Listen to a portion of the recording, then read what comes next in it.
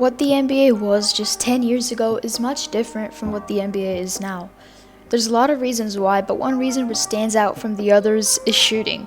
Shooting has evolved so much throughout the past decade, and there's been many people who look like they are the best at it, but nobody really solidifies themselves as the best shooter in the world. Besides one person. Wardell Stephen Curry II. This man, yes, this baby-faced looking man, is the best, greatest, and most entertaining shooter of all time. Just to let you know, the three-point line was introduced in 1979 for the NBA, about 42 years ago. And in that time span of 42 years, nobody has been as polarizing of a shooter as Stephen Curry. Nobody. But now in today's NBA, there's a lot of players on a lot of teams who are really good at this aspect of the game. So in this video, we'll be looking at the best shooter from each team and ranking them from worst to best. This video idea is by LRKIE Sucks, so you guys probably know him by now since he's provided a lot of great video ideas for the channel, and huge shout out to him. For this video, we'll be looking at how many three-pointers the player has made this season and the efficiency he has while doing so. This is going to be a fun one and a long one, so without wasting any more time, let's get into the video. Coming in at number 30, we have Christian Wood from the Houston Rockets. The Rockets are one of the few current teams going under a full rebuild, and Christian Wood is a young player who is a huge part of this rebuild. Wood knocked down 77 three-pointers last season on 37.4% efficiency. This may seem like a very low amount, but looking at the minutes and games he played in, this is a really good number and should improve throughout the course of his career. At number 29, we have Terrence Ross of the Orlando Magic. Ross is a catch-and-shoot sharpshooter, but can get open looks for himself. Last season, he hit 33.7% of his shots from downtown and made a total of 89 three-pointers. Now at number 28, we're going to have to go with Lonnie Walker IV of the San Antonio Spurs. A great young player for this rebuilding Spurs team and a decent shooter as well. In the 2022-2021 campaign, Walker made 100 three-pointers on subpar efficiency of 35.5%. At number 27, and this was a really close one between two players, but I chose Dort of the Oklahoma City Thunder. Dort is easily the best defender for the Thunder, but now the best shooter as well? This young man is going places, and I'm telling you right now. But anyways, Dort made 34.3% of his shots from deep last season and finished the season with a grand total of 113 makes. Good enough to put him at number 27. But now at number 26 on our list, the player I was confused with, we have Darius Garland of the Cleveland Cavaliers. You might notice that most of the teams, in fact all of the teams we've discussed so far, are rebuilding teams. The reason? I'm not really sure, but I guess it could be because of the fact that they are rebuilding because they don't have exceptional shooters, and this just goes to back up my point in the beginning of the video that shooting is really important in today's NBA. Well, that really got us off topic, but coming back to Darius Garland. He was actually a fairly nice shooter from behind the arc last season and made 105 three-pointers on 39.5% efficiency, which by the way is really good. This means only one thing. The players coming up next are going to be great shooters. So at number 25, we have the New York Knicks who give us Alec Burks, a player who shot 41.5% from deep last year and made 102 threes. Burks' career really has been more of a roller coaster than anything so far, but I think Knicks will give him a chance to keep and utilize his shooting abilities. Okay, so now we're 1/5 of the way done and we have a long way to go, so stay tuned. At number 24, we have ourselves Malik Beasley of the Minnesota Timberwolves. Karl Anthony Towns was an option for this one, but Beasley was slightly more efficient and had made just a few more shots from three with a three-point percentage of 39.9% and making 128 three-pointers. And now at number 23, we have Desmond Bane of the Memphis Grizzlies. Bane has only played one season in the league as of now, but has made a name for himself as a marksman for the 8th-seeded Grizzlies. Last season, Bane hit 117 three-pointers on 43.2% shooting from behind the arc, helping the Grizzlies make the playoffs. Number 22 on the list is Mikal Bridges from the Phoenix Suns. Bridges was a key role for the Suns in their championship run this past season, and his shooting was a really important part of it. He knocked down 134 three-pointers in the regular season and hit 42.5% of his three-point attempts. At number 21, we have LeBron James of the Los Angeles Lakers. James and the Lakers last season were a first-round exit, but during the regular season, LeBron averaged 36.5% from the three-point line and made 104 three-pointers. Number 20 is Fred VanVleet of the Toronto Raptors.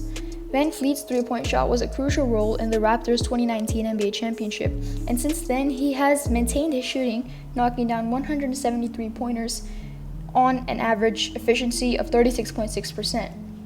Now at number 19, the great shooters start to come. We have Brandon Ingram of the New Orleans Pelicans, who shot 38.1% from 3 and made 143 of them. Ingram is really one of those players who, throughout the course of their careers, have developed slowly but steadily, and now in his coming season, which is going to be his sixth season, Ingram is an all-star player and a valuable piece for this young and coming Pelicans squad. Number 18 on the list is Trae Young. Yeah, Trae Young. Keep in mind I'm using efficiency as well, and in that category, Young isn't too shabby, shooting only 34.8% to make 136. Trae literally carried the Hawks to the conference finals and were 2 games away from making the finals, but efficiency, he needs to improve on a lot. At number 17, it's going to be Davis Bertans of the Washington Wizards. You might think it's going to be Bradley Beal, but Beal actually shot only 34.9% from deep last season, and Bertans was much better, shooting 39.5% and making 169. For number 16, we have Justin Holiday of the Indiana Pacers. There's a lot of great shooters on this team, Malcolm Brogdon, Domantas Sabonis, and many others, but Holiday is the better pure shooter because he knocked down 173s last season on 38.2% shooting. Number 15, we have Saddiq Bey of the Detroit Pistons. After only 1 season in the league, Bey has made himself in the top 15, which is quite impressive, and he's just that good of a shooter.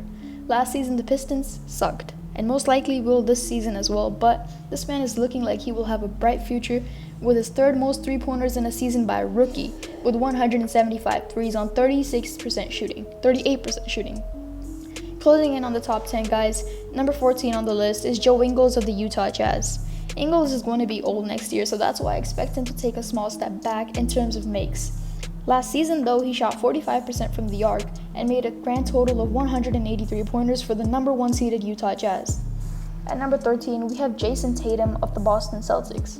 Tatum is one of the few stars in the league who doesn't really rely on the three-point shot much, but he's still very good at it. And last season, he made 187 three-pointers on 38.6% shooting. Number 12 on our list is Marcus Morris of the LA Clippers. Morris is one of the few players in the league who love to get into fights, but the best thing about him is his shooting, like every other player on the list. Last season, he shot 47.3% from 3 and made 140 for the Clippers. And now at number 11, we have Tim Hardaway Jr. of the Dallas Mavericks. Hardaway is a great player and a great shooter, although the Mavs just fell short in the playoffs last year. The duo of Luka and Tim is very promising. Last year, he made 207 threes on 39.1% efficiency. Now heading into our top 10, we have Seth Curry of the Philadelphia 76ers. Although last season he only made 126 threes, the efficiency was astonishing, and the reason he didn't make more was because of his few minutes and missed games. Hopefully the 76ers give this Curry brother a chance to show himself because he shot 45% from deep last year. At number 9, we have Michael Porter Jr. of the Denver Nuggets. Porter is one of my favorite rising stars in the league because of his illustrious shooting, which is very underrated. Looking at his season shooting from behind the arc, he made 173s on 44.5% shooting. Damn. But now at number 8, we have Khris Middleton of the Milwaukee Bucks. The Bucks just won the NBA championship, and most of the credit goes to Giannis, and rightfully so, but the man, Khris Middleton, was extremely clutch as well. Talking about the regular season though, Middleton averaged 41.4% from 3 and made 151. Moving on to number 7, who is going to be Terry Rozier from the Charlotte Hornets. Rozier is one of the most underrated players in the NBA, and I'm a huge fan of him. His clutch shooting, his dunks, which yes, his dunks aren't even talked about. Everything about him as a basketball player is really interesting to me. But talking about his three-point shooting, man knocked down 222 threes last season for the Hornets, while also shooting at a very good rate of 38.9%. Number 6 on our list is, and he just missed the top 5, but it's Zach LaVine of the Chicago Bulls. LaVine was a first-time All-Star this year, and a huge reason was his three-point shooting. He really took a next step, quote-unquote, which lots of young players take in their careers, and this season he averaged 41.9% from deep, along with knocking down 200 threes. Now we enter the fun part of the video, the top 5. So at number 5, we have the Brooklyn Nets, but it's not going to be Kevin Durant. It's not going to be James Harden. It's not going to be Kyrie Irving either, and by now you probably guessed it, it's Joe Harris. This guy is a sharpshooter, Kyle Korver type sharpshooter. But in the playoffs this year, he suddenly became Shaq for some reason. He just wasn't good in the playoffs at all. But going based off the regular season performances, he definitely is the best shooter for the Nets, who have 3 great all-time shooters already. And if you don't know, this Nets team with 3 all-time great shooters added in a 4th all-time great shooter in Patty Mills, and their offense is just skyrocketing right now. But anyways, Joe Harris made 211 threes last season, along with shooting 47.5%, good enough for 2nd in the league in terms of efficiency. And at number 4, we have Duncan Robinson of the Miami Heat. People got to know about his shooting in the bubble, where he contributed to a finals run, although the Heat ended up losing. He was really good throughout those playoffs, and now last season he maintained that level of play, shooting just above 40% from 3 and by making 253 pointers as well. And now at number 3 on the list, we have Buddy Hield of the Sacramento Kings. In my opinion, he's one of the most pure shooters in the NBA right now, with his beautiful shot and release of the ball. Last season, Hield averaged around 39% from 3 and knocked down 282 of them, 2nd in the NBA for 3-point makes. Although he'll most likely get traded soon, any team he's on will surely improve with the addition of him. At number 2, we have Damian Lillard, which means we all know who's coming up at number 1. But Lillard, easily a top 10 player in the NBA right now. His passing, ball handling, team leadership, and most importantly, his shooting is what he's known for. Last season, Dame made a lot of threes, and by a lot, I mean 275 threes and about 39% shooting. He's also one of 2 players in the NBA who you have to guard right when they pass the half-court line, because once they cross that line, they can make that shot. That's just how much of an offensive threat Dame is.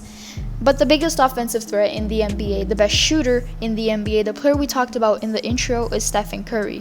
One thing I want to point out between Steph and Dame is that they both are the only players to get doubled and sometimes even triple teamed on most possessions. Defenses literally fear them. Steph is just one step above Dame in terms of shooting because he was the originator of the modern NBA with his deep range and unimaginable shots. The best thing about him is the difficulty of his shots. This guy can catch the ball, take 20 milliseconds, have the defender 3 inches in front of him, and still knock down that shot while falling down and drawing the foul. Yeah. So guys, that's it for the video. Once again, thanks to LRKIE for the video idea. If you have any ideas, then comment them down below and make sure to like the video as well. We're on the road to 200 subscribers, so subscribe to help us reach that goal and join the community. We out until the next one. Peace.